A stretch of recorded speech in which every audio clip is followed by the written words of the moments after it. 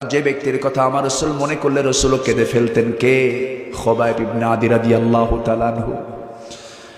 ওই খুবাইবকে যখন মক্কার কুরাইশরা মদিনা থেকে ধরে এনে মক্কার জেলখানার মধ্যে ঢুকায় দিল, আমি সেই সময় কাফের ছিলাম, আমি দিন বুঝতাম না, আমি কুফরি হালতে ছিলাম।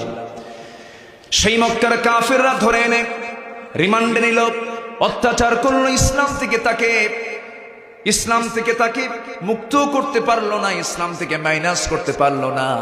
শেষ পর্যন্ত খাবার বন্ধ করে দেওয়া হলো, আমাকে দায়িত্ব দেওয়া হলো তাকে দেখার জন্য। আমি নিজের চোখে দেখেছি খুবাইবের খাবার বন্ধ করে দিলে কি হবে। প্রত্যেকটা রাতে শেষ রাত্রে সে আল্লাহর কালাম তেলাওয়াত করত, আর তার সামনে কে যেন ঝুলন্ত আঙ্গুরের ছড়া তার সামনে ঝুলাইয়া রাখত।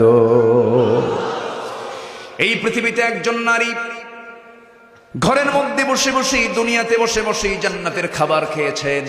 সেই মহিলার নামটা কোরআনে কোট করেছেন। কোরআনে শুধু একজন মহিলার নাম এসেছে, সূরার নামও এবং তার নামটা আয়াতে এসেছে। সেই মহিলার নাম কি? জোরে বলেন, সেই মহিলার নাম কি? আল্লাহ পাক কোন মহিলার নাম নেন নাই।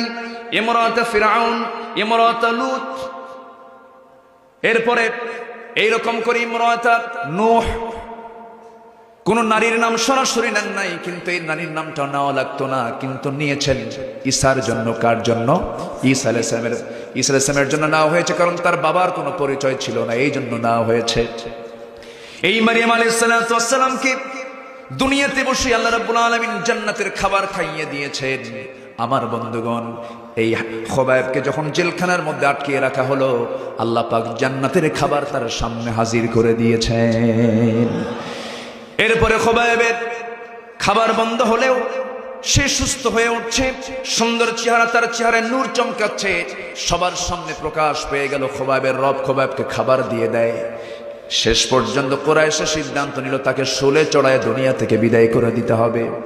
এই কথা যখন বলা হলো, এই কথা যখন তার কানে জানিয়ে দেওয়া হলো এবং সর্বশেষ বলা হলো, সর্বশেষ তোমার ইচ্ছা কি বলো, তোমাকে আমরা শোলে চড়ায় হত্যা করব। মুস্কি হাসি মেরে বলছেন, আমার সর্বশেষ ইচ্ছা হলো পরিবারের সঙ্গে সাক্ষাৎ নয়, দুনিয়ার কোনো কথা নয়, তোমরা আমাকে একটু অজুর পানি দিয়ে দিবা, আমি আল্লাহর সঙ্গে একটু সরাসরি কথা বলতে চাই নামাজে। জোরে বলে সুবহানাল্লাহ। অজুর পানি দেওয়া হলো, নামাজে দাঁড়ায় গেলেন। প্রথম রাকাত খুব মনোযোগ দিলেন, দ্বিতীয় রাকাতে নামাজ পড়তে নিয়ে তাড়াহুড়ো করে সালামটা ফিরলেন, কারণ কাফের মুশরিকরা মনে করতে পারে খুবাইব বুঝি মৃত্যুর ভয়ে নামাজটা লম্বা করছে। নামাজ শেষ করে বলছেন, আল্লাহ আমি তো 3 মাস যাবত রাসূলকে দেখতে পাই না, ভালোবাসার দরকার আছে না নাই? নবীর